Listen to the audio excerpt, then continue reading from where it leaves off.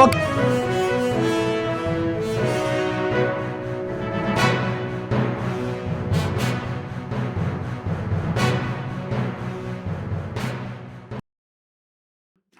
Hot అంశాలపై debate news బెంచ్కి స్వాగతం.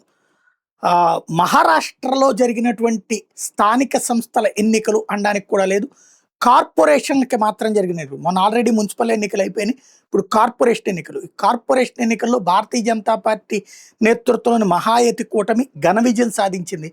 అదే సందర్భంలో శివసేన, అట్లా కాంగ్రెస్ పార్టీ, మరోవైపు శరద్ పవార్ పార్టీలు మూడు కూడా భారీగా దెబ్బతినడం ఒక ఎత్తు అయితే, సరికొత్త సమీకరణం ఏంటయ్యా అంటే, ఇప్పటిదాకా ముస్లింల పార్టీగా ఎంఐఎం ఎమర్జ్ అయ్యే ప్రయత్నం చేస్తుంటే కొత్తగా ఇస్లాం పార్టీ అనేది ఒకటి పుట్టుకురావడం, మాలేగావ్ లాంటి చోట్ల కేవలం ఆ రెండు పార్టీలు అత్యధికంగా సాధిస్తే 2-3 సీట్లతో జాతీయ పార్టీలు అయినటువంటి కాంగ్రెస్ పార్టీ కావచ్చు, బీజేపీ కానీ సర్దుకోవడం, ప్రాంతీయ పార్టీలు నామమాత్రంగా అక్కడ అసలు సోదులో లేకుండా పోవడం అన్నట్టు జరిగింది.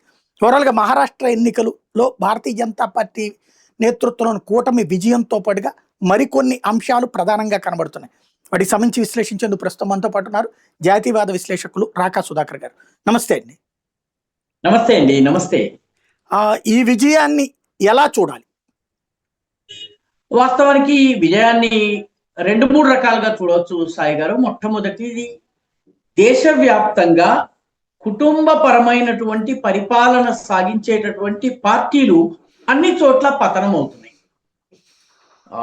అది మహారాష్ట్రలో మీకు ఉద్ధవ్ ఠాకరే రూపంలో, లేకపోతే రాజ్ ఠాకరే రూపంలో, లేదా శరద్ పవార్ కావచ్చు, శరద్ పవార్ మేనలుడైనటువంటి అజిత్ పవార్ కావచ్చును, వీళ్ళందరూ ఏదైతే కుటుంబపరమైనటువంటి రాజకీయ పార్టీల్ని నడిపిస్తూ వచ్చారో వాటి పతనం అనేది చాలా స్పష్టంగా ముంబై మున్సిపల్ ఎన్నికల్లో కావచ్చు, లేకపోతే మహారాష్ట్రలో జరిగిన 29 కార్పొరేషన్లో కానీ మనకి చాలా స్పష్టంగా కనిపిస్తోంది. అంతకు ముందు మున్సిపాలిటీల ఎన్నికలు జరిగినాయి సాయి గారు, అందులో కూడా ఇదే ట్రెండ్ కొనసాగింది. కుటుంబపరమైనటువంటి పార్టీలు బాగా దెబ్బతిన్నాయి. దేశవ్యాప్తంగా కుటుంబపరమైన పార్టీల యొక్క కాలము చెల్లిపోతోంది. ఒక తరం నుంచి రెండవ తరానికి అధికారం వచ్చేటప్పటికి బలహీనత వచ్చేస్తోంది. ఆ బలహీనత నుంచి పుంజుకునేటటువంటి పరిస్థితి లేదు. ఇది బీహార్లో మీకు కనిపించింది, హర్యానాలో కనిపించింది, మిగతా ప్రాంతాల్లో మీకు కనిపించింది. ఇప్పుడు తాజాగా మనకి బహుజన్ సమాజ్ పార్టీ మనకు ఆల్రెడీ ఉత్తరప్రదేశ్ లో కనిపించింది. ఇప్పుడు మహారాష్ట్రలోని 29 ప్రధానమైన పట్టణాల్లోని కార్పొరేషన్ ఎన్నికల్లో కూడాను ఇదే కనిపిస్తోంది సాయి గారు.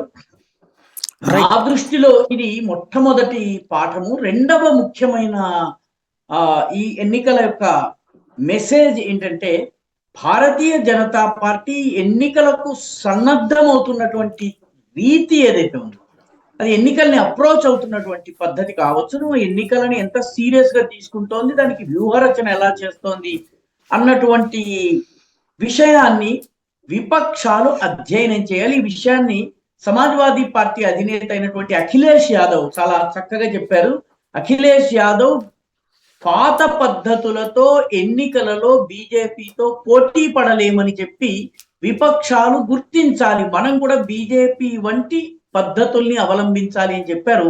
కాబట్టి ఈ ఎన్నికలోని ప్రధానమైనటువంటి 2 సూచనలు, ఒకటి ప్రాంతీయ పార్టీలలో కుటుంబపరమైన పార్టీల కాలము చెల్లిపోతోంది, కొన్ని చోట్ల ఇంకా ఉన్నప్పటికీ కూడా దాదాపు అయిపోతుంది. రెండవది, బీజేపీ ఎన్నికల్ని ఏ రకంగానైతే తీసుకుంటుందో, క్యాడర్ ఏ రకంగా పనిచేస్తుందో, ఇవన్నీ వీటిని మిగతా పార్టీలు నేర్చుకోకపోయినట్టయితే బీజేపీ విజయ యాత్ర ఈ రకంగా కొనసాగుతూనే ఉంటుంది సాయి గారు. రైట్. ఇక్కడ అత్యధిక స్థానాలు అంటే మిగతా కాంగ్రెస్ పార్టీ, శరద్ పవార్ పార్టీ వీళ్ళందరితో పాటుగా ఈవెన్ బీజేపీతో మిత్రపక్షాలుగా ఉన్నటువంటి పార్టీలు అన్నిటికీ ఎన్ని కార్పొరేటర్ సీట్లు వచ్చినాయో అంతకంటే ఎక్కువ భారతీయ జనతా పార్టీకి వచ్చింది. అంత 1-సైడెడ్ విక్టరీ అన్నటువంటి దానికి రీజన్ ఏమంటారు? 1372 స్థానాలు నిన్న రాత్రి 10:30 వరకు వచ్చిన ఫలితాల ఆధారంగా బీజేపీ సంపాదించుకుంది. మొత్తము 2800 కార్పొరేటర్ సీట్లలో దాదాపు 1400 వరకు బీజేపీ గెలుచుకుందంటే 1410 చెప్తున్నారు. 1410 ఇందాక 1410 చెప్తున్నారు. నేను నిన్న రాత్రి స్టాటిస్టిక్ 1472, ఇప్పుడు 1410 అయి ఉంటుంది. అంటే సరిగ్గా సగము 2860 వరకు ఉన్నాయి. అందులో సగం సీట్లు బీజేపీ గెలుచుకోగలిగింది. దీనికి ప్రధానమైన కారణం ఏంటంటే బీజేపీ యొక్క కార్యకర్తలు టీం ఏదైతే ఉందో ఇది 365 రోజులు పనిచేస్తుంది సాయి గారు. మిగతా రాజకీయ పార్టీలకు భిన్నంగా పెద్ద ఎత్తున గ్రౌండ్ లెవెల్లో ఓటర్లతో సంబంధాల్ని కలిగి ఉండడము, నిత్య సంబంధాల్ని కలిగి ఉండడము, ఓటర్లను రెగ్యులర్ గా ఏదో ఒక రూపంలో అప్రోచ్ కావడము బీజేపీ తరఫు నుంచి జరుగుతూ ఉంటుంది. బీజేపీ నాయకులు కూడాను మంచి కమ్యూనికేటర్స్ కావడము, మంచి వ్యూహకర్తలు కావడము, ఇది రెండవ ప్రధానమైన కారణము. సరిగ్గా ఇదే సమయానికి, నిజానికి బీజేపీతో సంబంధం లేకుండానే ఈ సమయానికి ఆర్ఎస్ఎస్ యొక్క 100 సంవత్సరాలు పూర్తయిన సందర్భంగా సంవత్సరం పొడవుతా కార్యక్రమాలు నడుస్తున్నాయి. ఈ కార్యక్రమాలలో జరుగుతున్నటువంటి పబ్లిక్ అవుట్ రీచ్, అంటే ప్రజలను చేరుకోవడము, ప్రజలను కాంటాక్ట్ చేయడం విషయంలో ఆర్ఎస్ఎస్ చేస్తున్నటువంటి పని సాయి గారు చాలా మందికి అంచనాకి రావడం లేదు. నేను ఒక హైదరాబాద్ ఉదాహరణ చెప్తాను. మహారాష్ట్ర సంగతి పక్కన పెడితే హైదరాబాదులోని సికింద్రాబాద్ ప్రాంతంలో 300కు పైగా విజయదశమి కార్యక్రమాలు అక్టోబర్ నెలలో జరిగినాయి. ప్రతి కార్యక్రమంలోనూ సగటున 300 మంది చొప్పున పాల్గొన్నారు సాయి గారు. 300 ఇంటూ 300 వేసుకుంటే అది దాదాపుగా 90,000 మంది కార్యకర్తలు ఈ కార్యక్రమంలో పాల్గొన్నారు. దాని తర్వాత ఇంటింటికి కరపత్రాలు పంచారు. ఒక్కొక్క ఏరియాలో కనీసము 3,000 ఇళ్లకు వెళ్ళారు సాయి గారు. 300 ఇంటూ మీరు 7,000 లెక్కేసుకుంటే దాదాపు 21 లక్షల ఇళ్లకు వెళ్ళారు. ఆ తరువాత ఇప్పుడు హిందూ సమ్మేళనాలు జరుగుతున్నాయి. ఈ మొత్తం అన్ని ప్లేసెస్ లో జరిగేటటువంటి హిందూ సమ్మేళనాలు ఒక్కో సమ్మేళనానికి 1000 మంది చొప్పున పాల్గొంటున్నారు సాయి గారు. అంటే ఈ కార్యక్రమాల మాలిక మీకు వచ్చే అక్టోబర్ వరకు కొనసాగుతుంది. అంటే ఒక సికింద్రాబాద్ పట్టణము లెక్క ప్రకారమే సికింద్రాబాద్ లోని దాదాపు 25 నుంచి 30 లక్షల కుటుంబాలను ఆర్ఎస్ఎస్ కలుస్తోందంటే ముంబై, నాగపూర్, ఆర్ఎస్ఎస్ కి బాగా పట్టున్నటువంటి మహారాష్ట్రలో ఏ రకమైన పబ్లిక్ కాంటాక్ట్ జరుగుతుంది? బీజేపీ కాంటాక్ట్ కాకపోయినప్పటికీ కూడాను దీని పరోక్ష లాభం బీజేపీకి ఖచ్చితంగా లభిస్తుంది. హిందుత్వ కావచ్చును, జాతీయవాదం కావచ్చును, ఆర్ఎస్ఎస్ యొక్క ఆలోచన విధానము బీజేపీ ఆలోచన విధానానికి ఉన్నటువంటి సన్నిహిత్యం కావచ్చును, ఇవన్నీ కూడాను అల్టిమేట్లీ బీజేపీకి ఉపయోగపడతాయి. కాబట్టి ఈ మూడవ ఫ్యాక్టర్ చాలా మంది విశ్లేషకుల దృష్టిలోకి రావడం లేదు సాయి గారు. అంటే ఇప్పుడు మనం ఇలా మాట్లాడుకుంటూ ఉన్న సమయంలోనే దేశవ్యాప్తంగా బహుశా ఒక 30-35 కోట్ల మంది ప్రజలను కాంటాక్ట్ చేయడం జరుగుతుంది. దేశ జనాభా అయినటువంటి 140 కోట్లలో వీళ్ళు గనక ఒక నియర్లీ 35-40 crore ప్రజల్ని కాంటాక్ట్ చేస్తున్నారు అంటే ఏ పార్టీ ఈ రోజు ఈ రకంగా కాంటాక్ట్ చేయగలదు సాయి గారు? కాబట్టి బీజేపీకి ఉన్నటువంటి అడ్వాంటేజ్, ప్రజలతో ఉన్నటువంటి కాంటాక్ట్, ఆర్ఎస్ఎస్ కొనసాగిస్తున్నటువంటి కార్యక్రమాలు, ఆర్ఎస్ఎస్ బీజేపీ కోసం పని చేయకపోయినా భావాలు ఒకటే కావడం వల్ల దాని ఇండైరెక్ట్ లాభం బీజేపీకి కలుగుతుంది. కాబట్టి బీజేపీ పనిచేసే తీరుని విపక్షాలు అర్థం చేసుకోలేకపోతున్నాయి సాయి గారు. అందుకనే విపక్షాలు కలిసి పోరాడి ఉండవలసింది. మహారాష్ట్రలో కాంగ్రెస్, ఉద్ధవ్ బాలసాహెబ్ ఠాకరేకి చెందినటువంటి శివసేన గ్రూపు, దానితో పాటు Ajit Pawar group, Sharad Pawar group, Raj Thackeray group కలిసి పోటీ చేసి ఉంటే బహుశా అవన్నీ కలిపి కూడాను దాదాపు బీజేపీతో సమానమై ఉండేవి. కానీ కాంగ్రెస్ ఒంటరిగా పోటీ చేసింది. ఘోరమైనటువంటి పర్ఫార్మెన్స్. కాంగ్రెస్ కి మొత్తం 29 మున్సిపాలిటీలోని 2,800 సీట్లలో కేవలము 315 స్థానాలు మాత్రమే వచ్చినాయి. అదేవిధంగా ఉద్ధవ్ బాలసాహెబ్ ఠాకరే గ్రూప్ అయితే ఓన్లీ 149కి పరిమితమైంది సాయి గారు. కాబట్టి ఈ ఫ్యాక్టర్స్ బీజేపీలో ఉన్నటువంటి ఈ బలాలను గుర్తించడంలో విపక్షాలు విఫలమవుతున్నాయి. అవి ఇంకా పాత పద్ధతిలోనే ఎన్నికల వ్యూహాలు రచిస్తున్నాయి. 1990 నాటి ఎన్నికల వ్యూహాలు 2026లో పనికిరావు సాయి. రైట్. ఫైనల్ రిజల్ట్ ఇప్పుడే నేషనల్ మీడియా ప్రొజెక్ట్ చేసిన దాని ప్రకారం బీజేపీ 1441, శివసేన 408, షిండే ఎన్సిపి 164 అజిత్ పవార్ది, కాంగ్రెస్ పార్టీ 317, శివసేన ఉద్ధవ్ థాక్రేది 154, MIM 125, NCP Sharad Pawar 36, MNS 13 టోటల్గా రాష్ట్ర వ్యాప్తంగా వచ్చినాయి. నాకు ఇక్కడ అర్థం కానిది ఏంటంటే శివసేన ఉద్ధవ్ థాక్రే వాళ్ళు 154కి పడిపోవడం, షిండే 408 దాకా ఎదగటం ఏ విధంగా చూడాలి? అట్ ద సేమ్ టైం ముంబైలో వచ్చేటప్పటికి షిండే కంటే కూడా ఇటు ఉద్ధవ్ థాక్రే వాళ్ళ పార్టీకి ఎక్కువ వచ్చినాయి. చాలా కరెక్ట్ పాయింట్ మీరు పట్టుకున్నారు సాయి గారు. ఉద్ధవ్ బాలాసాహెబ్ ఠాకరే గ్రూప్ ఏదైతే ఉందో, శివసేనలో ఉన్నటువంటి ఆ చీలిక వర్గం ఏదైతే ఉందో, ఆ వర్గము కేవలము ముంబై పట్టణాన్ని మాత్రమే టార్గెట్ చేసింది. ముంబై చుట్టూ ఉన్నటువంటి డొంబివిలి, కళ్యాణి కావచ్చును, లేకపోతే మీరా భయందర్ కావచ్చును, అదేవిధంగా మిగతా కళ్యాణ ప్రాంతం కావచ్చును, వీటన్నిటిని కూడా పక్కన పెట్టి ఓన్లీ బొంబాయి సిటీని కాన్సన్ట్రేట్ చేసింది. ఎందుకంటే గత 30 సంవత్సరాలుగా శివసేన యొక్క మేయర్ అక్కడ ఉంటూ వస్తున్నాడు కాబట్టి తన పూర్తి ఎనర్జీస్ కేవలము బొంబాయికి మాత్రమే పరిమితం చేశారు. పర్యవసానంగా వాళ్ళకు వచ్చినటువంటి 149, 150 సీట్లు ఏవైతే ఉన్నాయో, మీరు చెప్తున్నది లేటెస్ట్ ఫిగర్, అదంతా కలిపితే కూడాను ఉద్ధవ్ బాలాసాహెబ్ ఠాకరే గ్రూప్ 154, 155కి మించి రాలేదు. దీనిలో అది 65 సీట్లు ఓన్లీ ముంబైలో గెలుచుకుంది. ఎందుకంటే వాళ్ళ టార్గెట్ ముంబైని కాపాడుకోవడం. అంటే ముంబైలోని మరాఠీ భాష మాట్లాడే వాళ్ళు ఎక్కువగా ఉండేటటువంటి సౌత్ సెంట్రల్ ముంబై, ముఖ్యంగా దాదర్ నుంచి మీకు మొదలై బైకులా వరకు ఉన్నటువంటి ప్రాంతము మరాఠీ భాష మాట్లాడే వాళ్ళు ఎక్కువగా ఉన్న ప్రాంతం మీద మాత్రమే వాళ్ళు ఫోకస్ చేశారు. వాళ్ళ స్లోగన్స్ కూడా మరాఠీ మానూస్ స్లోగన్సే ఇచ్చారు. పర్యవసానంగా వాళ్ళు ఆ ప్రాంతాల్లో వాళ్ళు ఎంతో కొంత బలాన్ని నిలబెట్టుకోగలిగారు. నాన్ మరాఠీ ఓటర్లు ఉన్నటువంటి చోట వాళ్ళు పూర్తిగా వైప్ అవుట్ అయ్యారు, అసలు వాళ్ళకి స్థానం రాలేదు. కాబట్టి వాళ్ళ ఫోకస్ అంతా కూడాను బొంబాయిలో బలాన్ని నిలబెట్టుకోవాలి. పర్యవసానంగా బొంబాయిలో వాళ్ళు ఏకనాథ్ షిండే గ్రూప్ కన్నా ఎక్కువ సీట్లను సంపాదించారు. ఏకనాథ్ షిండే గ్రూప్ కూడా ముంబై పట్టణం కన్నా కూడా ఎక్కువ ఫోకస్ చేసిన పట్టణాలు ఔరంగాబాద్, అదేవిధంగా ఠాణే వాస్తవానికి ఏకనాథ్ షిండే యొక్క సొంత ప్రాంతము, సొంత ఏరియా. కాబట్టి ఈ ఠాణే, ఔరంగాబాద్, నాసిక్ ఈ ప్రాంతాల్లో ఎక్కువగా ఫోకస్ చేయడం వల్ల వాళ్ళు గెలుచుకున్నటువంటి సీట్లు ఎక్కువగా ఈ ప్రాంతాల్లో ఉన్నాయి. ముఖ్యంగా ఠాణే విషయానికి వస్తే, ఠాణేలో బీజేపీ కన్నా ఏకనాథ్ షిండే శివసేన గ్రూప్ కి ఎక్కువ సీట్లు వచ్చాయి. మేయర్ ఆ పార్టీకి చెందినవాడు అయ్యే అవకాశం ఉంది, ఎక్కువగా ఉంది. అదేవిధంగా మీకు నాసిక్ కావచ్చును, ఔరంగాబాద్ కావచ్చును, ఏకనాథ్ షిండే గ్రూప్ యొక్క సీట్లు ఎక్కువగా ఉన్నాయి. అంటే మొదటి నుంచి కూడాను బాలాసాహెబ్ ఠాకరే ఒక అనుచర గణంలో రాజ్ ఠాకరే కావచ్చును, ఉద్ధవ్ ఠాకరే కావచ్చును, వీళ్ళ బలమంతా కూడా ముంబై సిటీలో ఉండేది. నారాయణ రాణే యొక్క బలమంతా కూడాను కొంకణ రత్నగిరి ఏరియాలో ఉండేది. ఏకనాథ్ షిండే, మధుకర్ దిఘే వీళ్ళందరి నాయకత్వంలో ఈ ఠాణే, నాసిక్, ఔరంగాబాద్ ఏరియాలో వీళ్ళ బలం ఉండేది.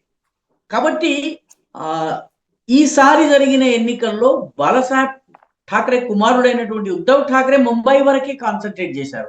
ముంబైలో వచ్చిన 69-70 సీట్లు తీస్తే వాళ్ళకి మిగిలినదంతా కలిపితే 100 సీట్లు రాలేదు. అంటే 28 మున్సిపల్ కార్పొరేషన్ లో వాళ్ళకి 100 సీట్లు కూడా, అంటే నాగపూర్ లో చూడండి 0.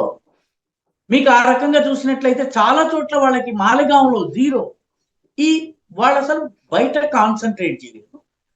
ఏకనాథ్ షిండే యొక్క కాన్సన్ట్రేషన్ అంతా కూడాను తనకి బలం ఉన్నటువంటి నాసిక్, ఔరంగాబాద్ అంటే ఛత్రపతి సంభాజీ నగర్ జిల్లా ఇప్పుడు, అదేవిధంగా నగర్ పట్టణము, అదేవిధంగా ఠాణే ఈ ప్రాంతాల్లో అతను కాన్సన్ట్రేట్ చేశాడు. కాబట్టి ఆయనకు వచ్చినటువంటి దాదాపు 400 పైచిలుకు సీట్లలో ఎక్కువ సీట్లు ఈ ఏరియాలో వచ్చింది.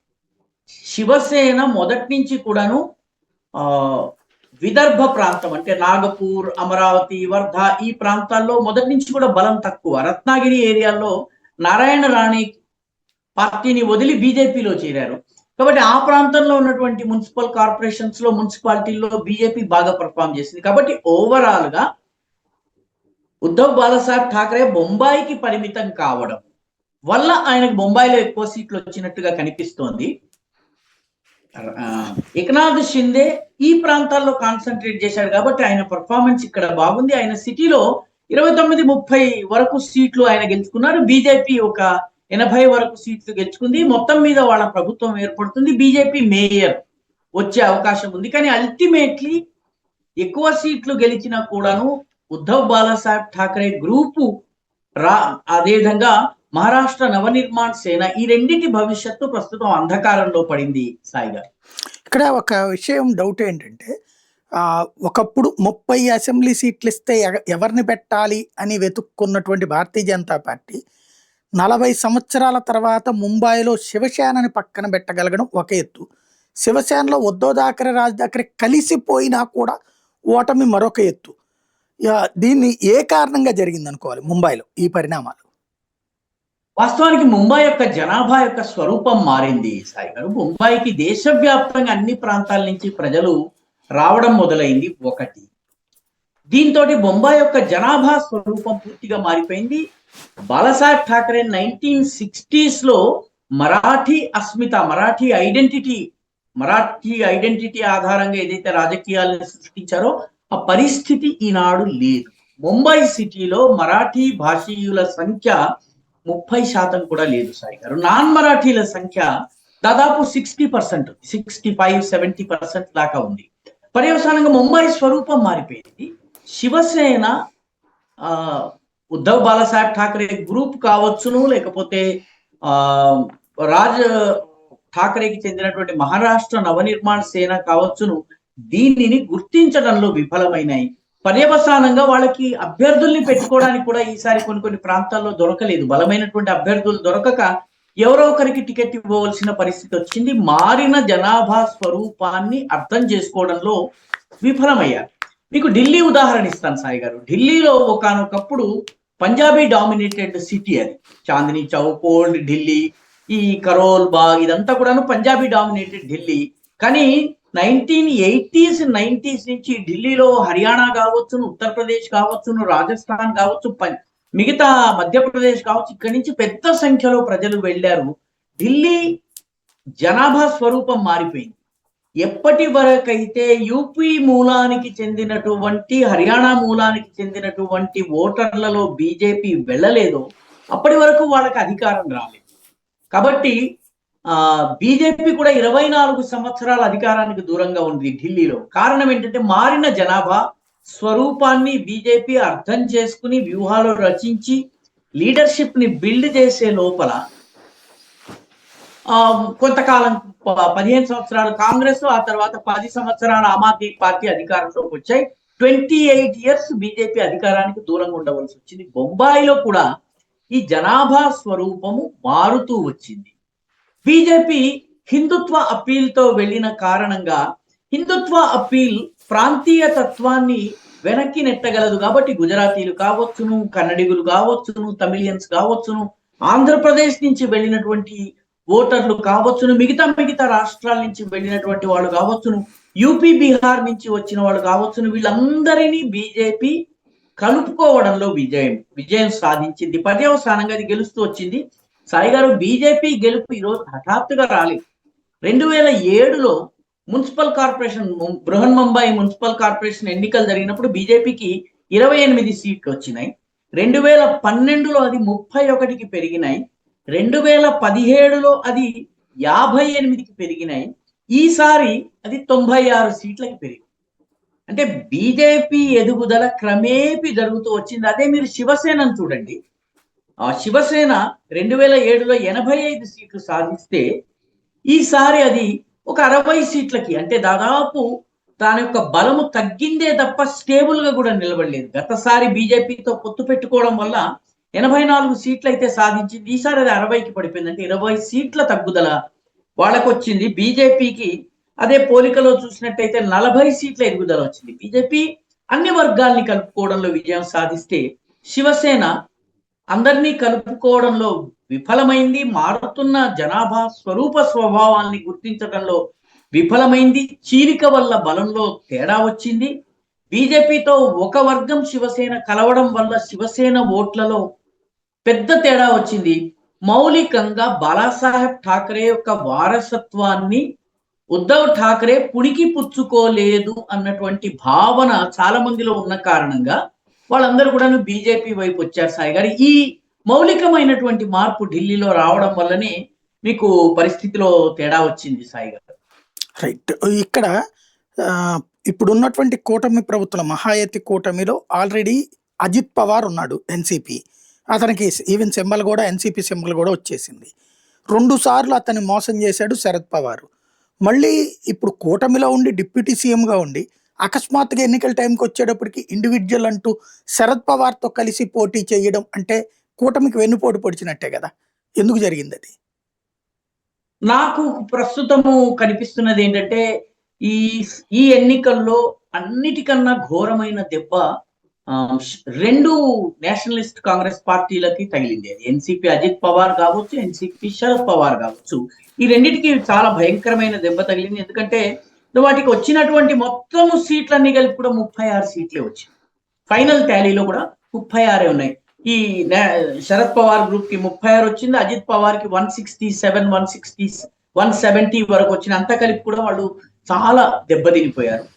ముఖ్యంగా వాళ్ళ కంచుకోట అయినటువంటి పుణే, అదేవిధంగా పింప్రి చించువాడ్, ఈ రెండు కూడాను వాళ్ళకి కార్పొరేషన్లలో వాళ్ళకి బాగా పట్టున్నటువంటివి. ఈ రెండిట్లలో కూడాను ఈ 2 పార్టీలు కలిపి కూడా చాలా ఘోరంగా దెబ్బతిన్నాయి సాయి గారు.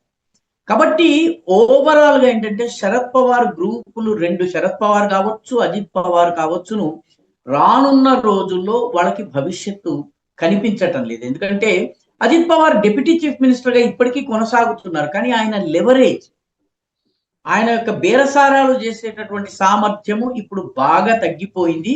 కాబట్టి బీజేపీలో విలీనం కావడం తప్ప ఆయనకు మరొక మార్గాంతరం ప్రస్తుతం కనిపించడం లేదు. లేదా ఈ 2 గ్రూపులు గనక విలీనమై అజిత్ పవార్ నాయకత్వంలో ఉండి సుప్రియా సులేకి కేంద్రంలో మంత్రి పదవి గనక ఇచ్చినట్లయితే శరద్ పవార్ యొక్క రాజకీయ అవతారం ఏదైతే ఉందో అది పరిసమాప్తం అయ్యే అవకాశం ఉంది. కాబట్టి ఈ 2 కూడాను, ఈ 2 కుటుంబాలు కలిసి, 2 ఎన్సిపిలు కలిసి పోటీ చేసినటువంటి గ్యాంబుల్ ఫెయిల్ అయింది. వాళ్ళు కనీసం 1-2 మున్సిపల్ కార్పొరేషన్స్ లో బాగా పర్ఫామ్ చేసినట్టయితే బేరసారాలు చేసేటటువంటి క్షమత, సామర్థ్యం ఉంటుంది అనుకున్నారు. కానీ అది జరిగినటువంటి పరిస్థితి కనపడటం లేదు. ఎందుకంటే పుణే, పింప్రి చించువాడ్, ఈ రెండిట్లలో కూడాను బీజేపీ విజయ ఢంకా మోగించింది. ఒంటరి బలంతోనే కార్పొరేషన్ ని కైవసం చేసుకుంది. అది ఏక్నాథ్ షిండే గ్రూప్ సహాయం చాలా తక్కువగా కనిపించింది. అవసరం లేకుండానే అవి ప్రభుత్వాన్ని ఏర్పాటు చేసేటటువంటి స్థితికి వచ్చాయి సాయి గారు. కాబట్టి ఈ గ్యాంబుల్ ఏదైతే ఉందో ఇది వాటికి విఫలమైంది. వాళ్ళు బీజేపీతో బేరసారాలు చేసేందుకు ఈ ఇద్దరు కలిసి పోటీ చేస్తే ఏదన్నా కలిసి వస్తుంది అన్నటువంటి భావనతో వెళ్ళారు. ఇప్పుడు అజిత్ పవార్ యొక్క లివరేజ్ తగ్గింది, శరద్ పవార్ లివరేజ్ దాదాపుగా లేనట్టే. భవిష్యత్తులో ఈ 2 పార్టీలు విలీనమై బీజేపీలో విలీనమైనట్టయి, లేదా బీజేపీతో పొత్తు కుదుర్చుకుని సుప్రియా సులేకి కేంద్ర మంత్రి పదవి, అదేవిధంగా అజిత్ పవార్ కి డిప్యూటీ చీఫ్ మినిస్టర్ పదవి గనక కొనసాగితే సరిపోతుందని భావించే పరిస్థితి రావచ్చు సాయి. రైట్. ఇక్కడ ఇప్పుడు తాజాగా జరుగుతున్న పరిణామాలు అంటే ఒకప్పుడు భారతీయ జనతా పార్టీ చూసుకుంటే అక్కడ అసెంబ్లీలో ఇద్దరూ కలిసి గెలిచి, శివసేనను బీజేపీ కలిసి, తర్వాత శివసేన వెళ్ళి అటు వీళ్ళతో కలిసింది కాంగ్రెస్ పార్టీ శరద్ పవార్ వాళ్ళతో. ఆ తర్వాత మళ్ళీ అందులో నుంచి చీల్చుకుని వచ్చినటువంటి షిండే కావచ్చు, అజిత్ పవార్ కావచ్చు బీజేపీతో కలవడం వల్ల ప్రభుత్వం ఏర్పడింది. ఆ తర్వాత జరిగిన పార్లమెంట్ ఎన్నికల్లో వచ్చేటప్పటికి భారతీయ జనతా పార్టీ దెబ్బతింది. ఈ కూటమి, మహాయతి కూటమి సేమ్ టైం ఎక్కువ స్థానాలు వీళ్ళు సాధించినటువంటి పరిస్థితి. ఆ తర్వాత అసెంబ్లీ ఎన్నికలకు వచ్చేటప్పుడు ఒక్కసారిగా భారీ ఇంప్రూవ్మెంట్ కనిపించింది. 2/3 మెజారిటీ. తర్వాత ఇప్పుడు వరుస పెట్టి మున్సిపాలిటీలు కావచ్చు, ఇప్పుడు కార్పొరేషన్లు కావచ్చు. ఏమిటి ఈ మార్పు? వాస్తవానికి బీజేపీ గుణపాఠాలు, లోకసభ ఎన్నికల ఎదురు దెబ్బల నుంచి బీజేపీ గుణపాఠాలు నేర్చుకుంది సాయి గారు. ఇందాక నేను మీకు చెప్పాను, పాత పద్ధతిలో ఎన్నికల్ని ఫైట్ చేయడం వల్ల వచ్చే నష్టాలను బీజేపీ గుర్తించింది. 2024లో బీజేపీ ఏ వ్యూహాలను అనుసరించి, క్యాండిడేట్ సెలక్షన్ నుంచి, పొత్తుల నుంచి ఏవైతే వ్యూహాలను అనుసరించిందో అది కేవలం మహారాష్ట్రలోనే కాదు, కర్ణాటకలో దెబ్బతిన్నది, బెంగాల్లో దెబ్బతింది, రాజస్థాన్ లో దెబ్బతింది, ఉత్తరప్రదేశ్ లో అన్నిటికన్నా పెద్ద దెబ్బతింది. హర్యానాలో 10 సీట్లు ఉంటే బీజేపీ కేవలం 5 సీట్లు మాత్రమే గెలుచుకోగలిగింది. 50% సీట్లు మాత్రమే. అంతకు ముందు 10కి 10 ఉన్నవి, ఈసారి 10కి 5 మాత్రమే గెలుచుకుంది. గుజరాత్ లో కూడాను 24 సీట్లలో 1 సీటు సాబర్కాంఠా సీట్ కోల్పోయింది. కాబట్టి బీజేపీ వ్యూహపరంగా తన యొక్క కార్యపద్ధతిలో మార్పు చేసింది, ఓటర్లు కార్యకర్తలతోటి కాంటాక్ట్ లో మార్పులు చేసింది, ఎన్నికలలో అభ్యర్థుల ఎంపిక దగ్గర నుంచి ఎన్నికల ప్రచార సరళి దగ్గర నుంచి మార్పు తీసుకొచ్చింది. వీటన్నిటి వల్ల బీజేపీకి లబ్ధి పొందింది. ఇదే సమయంలో కాంగ్రెస్ పార్టీ కానీ దాని మిత్రపక్షాలు కానీ, ఇక్కడ మహావికాస్ అఘాడీ మహారాష్ట్రలో ఉంది, అదే మహాగఠబంధన్ మీకు బీహార్లో ఉంది. ఇవన్నీ కూడా పొత్తుల విషయంలో ఒకరినొకరు మిత్రపక్షాలు ఒకరి మీద కత్తులు దూసుకున్నాయి. పర్యవసానంగా వాటి ఓట్ ట్రాన్స్ఫర్ సరిగ్గా జరగలేదు. మీకు బీహార్లో జరిగింది అదే. కాంగ్రెస్ తన శక్తికి మించి ఎక్కువ సీట్లు అడిగింది, చిట్ట చివరి వరకు సీట్ల సర్దుబాటు జరగలేదు. మీకు మహారాష్ట్రలో కూడాను అసెంబ్లీ ఎన్నికల్లో చివరి వరకు మహావికాస్ అఘాడీ సీట్ల పంపిణీలో ఆలస్యం జరిగింది. ప్రచారం వీళ్ళు పుంజుకునే లోపల చాలా ఆలస్యం జరిగింది.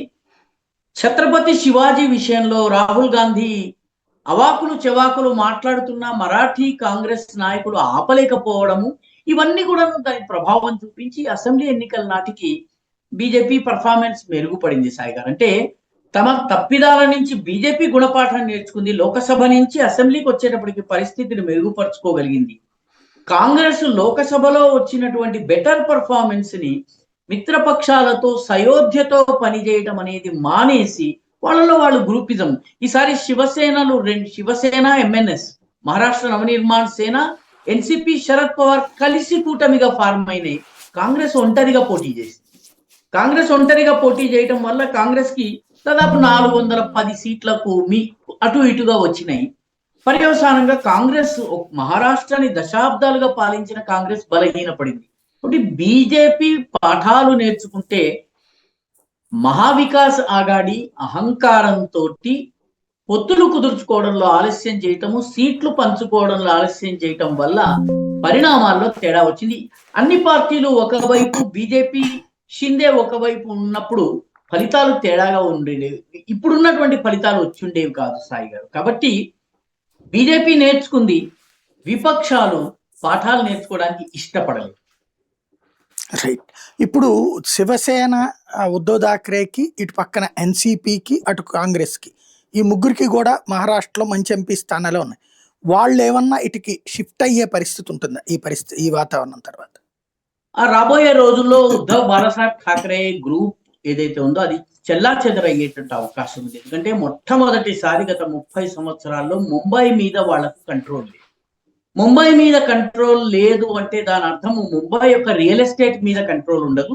ముంబైకి అతిపెద్ద ఆర్థిక స్రోతస్సుగా ఉన్నటువంటి బాలీవుడ్ మీద వాళ్ళ కంట్రోల్ తప్పుతుంది.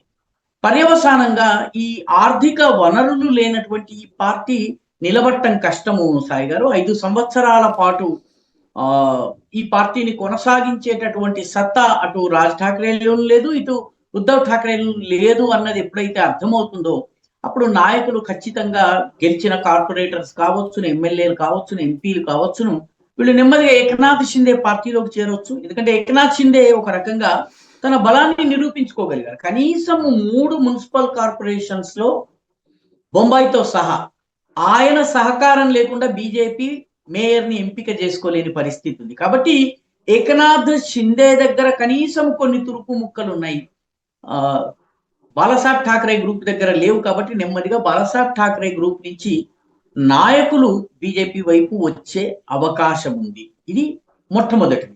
శరద్ పవార్ ఇంకా రాజకీయ జీవితం దాదాపుగా అయిపోయింది, ఆయన వయసు కూడా అయిపోయింది, ఆయన ప్రచారం చేసే స్థితిలో లేరు. కాబట్టి మరాఠా లాబీ, మరాఠా కుంబీ లాబీ ఏదైతే ఉందో, ముఖ్యంగా చక్కెర ఫ్యాక్టరీల షుగర్ లాబీ అని మహారాష్ట్రలో చాలా ఫేమస్ గా ఉందో, అది ఇంకా చెల్లా చెదరవటం అనేది వేగవంతం అవుతుంది. నిజానికి అటల్ బిహారీ వాజ్పేయి ప్రభుత్వం ఏర్పడ్డప్పుడే మొట్టమొదటిసారి దాదాసాహెబ్ విఖే పాటిల్ ఇటువంటి షుగర్ లాబీ యొక్క major leaders, Maratha leaders BJP వైపు వచ్చారు. ఇప్పుడు వాళ్ళ సంఖ్య మరింతగా పెరుగుతుంది. పెరగడం వల్ల బీజేపీ బలపడుతుంది. ఈ ఈ గ్రూప్స్ ఏవైతే ఉన్నాయో నేషనలిస్ట్ కాంగ్రెస్ పార్టీ మరింత బలహీనపడేటువంటి అవకాశం ఉంది. శరద్ పవార్ తన పార్టీని గుండుగుత్తగా విలీనం చేసినట్టయితే ఎంతో కొంత తాళం చెవి ఆయన దగ్గర ఉండే అవకాశం ఉంటుంది తప్ప, లేకపోతే పార్టీ నాయకులు బీజేపీ వైపు వచ్చే అవకాశం ఉంది. ఎందుకంటే బీజేపీ రాబోయే 4-5 సంవత్సరాల వరకు మహారాష్ట్రను, ముంబైని, ఢిల్లీని మూడింటిని కంట్రోల్ చేయబోతోంది. కాబట్టి మహారాష్ట్రలోని అన్ని కార్పొరేషన్స్, ఒక చంద్రపూర్, లాతూర్, మాలెగావ్ వంటి 3-4 వదిలేస్తే మిగతా అన్ని చోట్ల కూడా చాలా ఘన విజయాన్ని బీజేపీ సాధించింది. కాబట్టి ఈ 2 పార్టీల నుంచి కూడాను వచ్చి బీజేపీలో చేరే అవకాశం ఎక్కువగా కనిపిస్తుంది. కాంగ్రెస్ నాయకులు సైతము బీజేపీ వైపు చూసినా నేను ఆశ్చర్యపోను సాయి గారు. ఎందుకంటే ఇప్పటికే కొందరు కాంగ్రెస్ నాయకులు బీజేపీలో ఉండి పోటీ చేశారు. మీకు చాలా ఆసక్తికరమైనటువంటి విషయము చెప్తాను. నిన్న నాగపూర్ నుంచి కార్పొరేటర్ గా ఎన్నికైనటువంటి ఒక మహిళా నాయకురాలు, కాంగ్రెస్ నాయకురాలు, నేను భారతీయ జనతా పార్టీ తరఫున నన్ను మీరు గెలిపించినందుకు మీ అందరికీ ధన్యవాదాలు అని చెప్పి కాంగ్రెస్ విజయోత్సవ సభలో చెప్పారు. అంటే వాళ్ళ మనస్సుల్లో నెమ్మదిగా బీజేపీ వైపు రావాలి అన్నది. మొత్తము మహారాష్ట్ర రాజకీయాలు మారిపోబోతున్నాయి. దానికి ఈ మున్సిపల్ కార్పొరేషన్ల ఎన్నికలు ఒక ప్రధానమైన సూచన స్థాయి. రైట్. ఇవాళ ఉన్న పరిస్థితులు మొట్టమొదటిసారి అంటే ఇంతవరకు కూడా ముస్లిం పార్టీగా కాంగ్రెస్ ముస్లిం ఓటు బ్యాంక్ని చీల్చే పార్టీగా ఎంఐఎం కనబడతా వచ్చింది. అందుకనినే ఎంఐఎంని బీజేపీ బి టీం అంటూ ఇంతవరకు కాంగ్రెస్ ప్రొజెక్ట్ చేసుకొచ్చింది. ఇప్పుడు ఇస్లాం పార్టీ అనేది పుట్టుకురావడం, ఏకంగా ఒక మేయర్ స్థానాన్ని మాలేగావ్లో సాధిస్తూ ఉండటం, అంటే ఇది ఎంఐఎంకి పోటీగా వచ్చినటువంటిదా, లేదా దేశవ్యాప్తంగా సరికొత్త ముస్లిం పార్టీగా అవతరించడానికి ఏదన్నా ఒక ప్లానింగ్ ఏమైనా జరుగుతుంది అనుకోవాలి? ఇది మెయిన్లీ మాలెగావ్ చుట్టుపక్కల ప్రాంతంలో ఇది చాలా బలం ఉన్నటువంటి ఇస్లాం పార్టీ. గత అసెంబ్లీ ఎన్నికల సమయంలో కూడా ఈ ప్రాంతంలో ఇస్లాం పార్టీకి చాలా బలమైనటువంటి ఓట్లు వచ్చినాయి సాయి గారు. ఇస్లాం పార్టీ ఒక రకంగా ముస్లిం ఓట్ల కోసము దేశవ్యాప్తంగా ఈ కుహనా సెక్యులర్ పార్టీలు ఏవైతే ఉన్నాయో ముస్లిం ఓటు బ్యాంకు కోసం పరుగులు తీస్తున్నటువంటి సందర్భంలో ముస్లిం ఓటర్ల మనసులో మనకి మన పార్టీ కావాలి అన్నటువంటి భావన పెరిగింది. మన ప్రయోజనాల కోసము మనము ఏ ములాయం సింగ్ నో లేకపోతే మమతా బెనర్జీనో ఇంకొకరినో నమ్మడం ఎందుకు, మనకున్నటువంటి సీట్లను మనం గెలుచుకోవాలి అన్న భావన పెరిగిన తర్వాత మీకు దేశవ్యాప్తంగా కూడాను ముస్లిం ఓట్ల కోసము పోటీ పడేటటువంటి 2-3 పార్టీలు వచ్చాయి. మీకు కేరళలో ఎఫ్ఐ తో ముడిపడి ఉన్నటువంటి ఎస్డిపిఐ, ముస్లిం లీగ్, ఈ 2 కూడాను ముస్లిం సీట్ల కోసం పోటీ పడుతున్నాయి.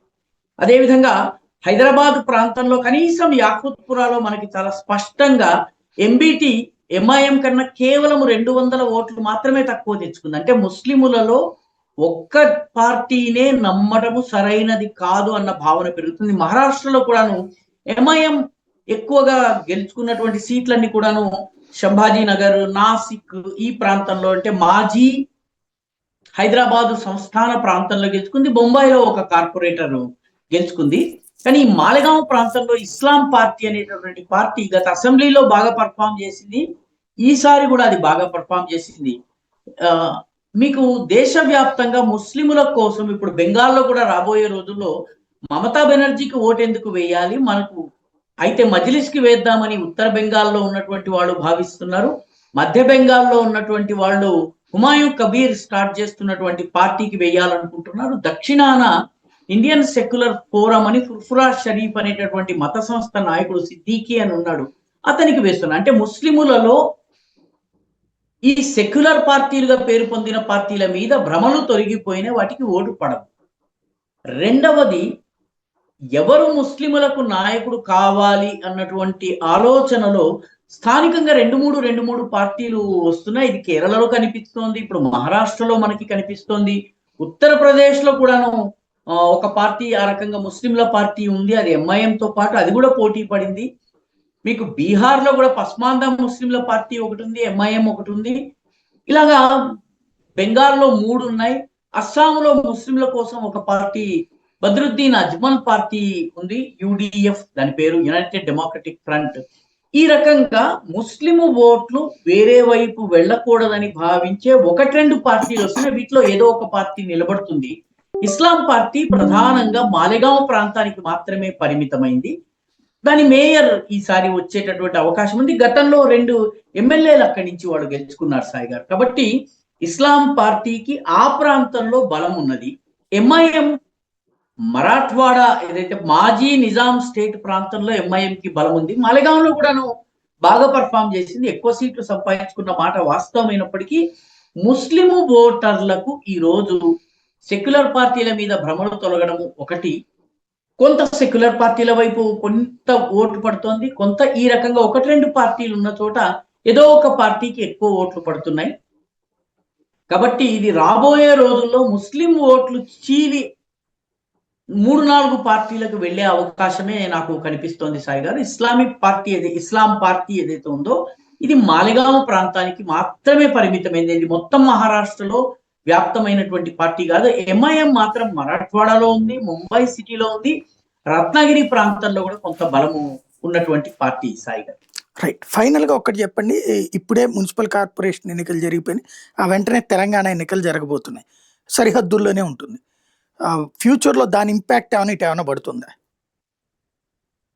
ఆ రకంగా చెప్పడము కష్టం సాయి గారు. ఎందుకంటే తెలంగాణకు సంబంధించి ఇంకా జిహెచ్ఎంసిని ఎన్ని మున్సిపాలిటీలు చేస్తారు, ఆ మున్సిపాలిటీలో ఏ ప్రాంతాలు ఎక్కడికి వెళ్తాయి, దానికి సంబంధించిన స్పష్టమైనటువంటి రూపం ఇంకా రాలేదు. రెండవది కాన్స్టిట్యుయెన్సీని విడదీసినటువంటి పద్ధతి విషయంలో దాదాపు 3-4 వేల అభ్యంతరాలు వచ్చినాయి. వాటన్నిటిని పరిగణనలోకి తీసుకుని నియోజకవర్గాల పునర్రచన గనక జరిగినట్లయితే కొంత మార్పులు చేర్పులు జరగవచ్చును. రెండవ ముఖ్యమైనటువంటి అంశము. మూడవ ముఖ్యమైనటువంటి అంశం ఏంటంటే మహారాష్ట్రలో లాగా బీజేపీ దాదాపు అన్ని సీట్లలోనూ సమానమైన బలాన్ని కలిగి హైదరాబాద్ లో లేదు సాయి. ఎందుకంటే హైదరాబాద్ లో ఒక 30% సీట్లు ఓల్డ్ సిటీలో ఉన్న సీట్లలో బీజేపీ రెండవ స్థానానికి సంతృప్తి పడాల్సినటువంటి సీట్లు ఉన్నాయి. ఈ మిగిలిన 70% సీట్ల ఏరియాలో మాత్రమే బీజేపీ ప్రధానమైనటువంటి పోటీ ఉంటుంది. నియోజకవర్గాల పునర్విభజన ఎలా జరుగుతుంది, ఈ స్థానిక పరిస్థితులు ఏమిటి, ఇవన్నిటి ఆధారంగా జిహెచ్ఎంసి ఓటు వేస్తాడు సాయి గారు. అందులో ఈసారి జిహెచ్ఎంసిలో చాలా కొత్త ఏరియాలు వచ్చి కలుస్తున్నాయి. ఈ కొత్త ఏరియాల ఓటర్ల ముందు కూడా అనేక సవాళ్లు ఉన్నాయి. ఆ ఓటర్లు కూడా ఏ చాయిస్ చేసుకుంటారన్నది ఇప్పుడు మనం చెప్పడం కష్టం. కాబట్టి ముంబై ఫలితాలు లేకపోతే మాలెగావ్ ఫలితాలు లేకపోతే మనకి కనిపించినటువంటి నాసిక్, ఔరంగాబాద్, అమరావతి, ఇచ్చల్ కరంజీ ఇటువంటి చోట్లలో వచ్చినటువంటి ఫలితాల ప్రభావం ప్రత్యక్షంగా హైదరాబాద్ జిహెచ్ఎంసి మీద ఏ మేరకు ఉంటుందన్నది నాకు అనుమానాలు ఉన్నాయి సాయి గారు. ఎందుకంటే ఇక్కడ పరిస్థితులు వేరు. ఇంకా ఇక్కడ అసలు పూర్తిగా నియోజకవర్గాల పునర్విభజన కానీ, అసలు జిహెచ్ఎంసి ఎన్ని మున్సిపల్ కార్పొరేషన్స్ అవుతుంది, ఢిల్లీలో లాగా 3 అవుతుందా లేకపోతే బృహన్ ముంబై లాగా ఉంటుందా ఏమిటన్నది ఇంకా స్పష్టత లేదు. కాబట్టి ఇప్పుడే మనము దీనికి సంబంధించి ఒక ఖచ్చితమైన అంచనాకి రావడము కష్టం. పైగా ఇక్కడ కాంగ్రెస్ పార్టీ అధికారంలో ఉంది కాబట్టి బీఆర్ఎస్ ఏ మేరకు తన ప్రభావాన్ని నిలబెట్టుకుంటుందన్నది ఇక్కడ మేజర్ ప్రశ్న. గతంలో బీఆర్ఎస్ రెండవ స్థానంలో ఉండింది. ఎంఐఎం బీఆర్ఎస్ దాదాపు సమానమైనటువంటి సీట్లు సంపాదించుకుని మేయర్ గా ఉన్నారు. ఈసారి ఆ పరిస్థితి ఉంటుందా ఉండదా అన్న దాని మీద చాలా విషయాలు ఆధారపడి ఉన్నాయి సాయి గారు. కాబట్టి లాస్ట్ టైం పడ్డ ఓట్లు బీఆర్ఎస్ కి పడ్డ ఓట్లు ఈసారి మళ్ళీ బీఆర్ఎస్ కి వెళ్తాయా వెళ్ళవా ఇప్పుడు మనం చెప్పలేము. ఎందుకంటే మొన్న జూబ్లీ హిల్స్ లో జరిగిన ఎన్నికల ప్రకారం చూసినట్లయితే బీఆర్ఎస్ కి పడ్డ ఓట్లలో చాలా గణనీయమైనటువంటి సంఖ్యలో ఓట్లు కాంగ్రెస్ కి బదలాయింపు జరిగినాయి. బీజేపీ బలము గతంలో ఎంత ఉందో దాదాపుగా కొంచెం 6-7 వేల ఓట్లు ఎక్కువ వచ్చినాయి తప్పితే బీజేపీకి లాస్ట్ టైం ఎంత వచ్చాయి అంతే వచ్చాయి. కానీ బీఆర్ఎస్ ఓట్లన్నీ ఇటు షిఫ్ట్ అయ్యాయి. కాబట్టి మనం ఈ రెండింటిని కంపేర్ చేయలేము సాయి గారు. ఈ జిహెచ్ఎంసీ పూర్తిగా భిన్నమైంది. జిహెచ్ఎంసీలో ముఖ్యంగా పాత బస్తీలో ఉన్నటువంటి 30-35 కార్పొరేటర్ సీట్లు పూర్తిగా ఎంఐఎం ఆధిపత్యం ఉంది. ముంబైలో ఆ పరిస్థితి లేదు సాయి. ఒక మాలెగావ్ తప్ప మీకు 29 మున్సిపాలిటీలో ఎక్కడ కూడాను హైదరాబాద్ వంటి పరిస్థితి లేదు సాయి గారు. రైట్. కాబట్టి కంపారిజన్ సాధ్యం కాదు. థ్యాంక్ యూ వెరీ మచ్ అండి. ఇది పరిస్థితి. మహారాష్ట్రలో స్థానిక సంస్థల ఎన్నికల ఫలితాలు చాలా ఆసక్తి రేపుతున్నటువంటి అంశం. దాని వెనకాల ఉన్నటువంటి వాస్తవాలు ఇవి.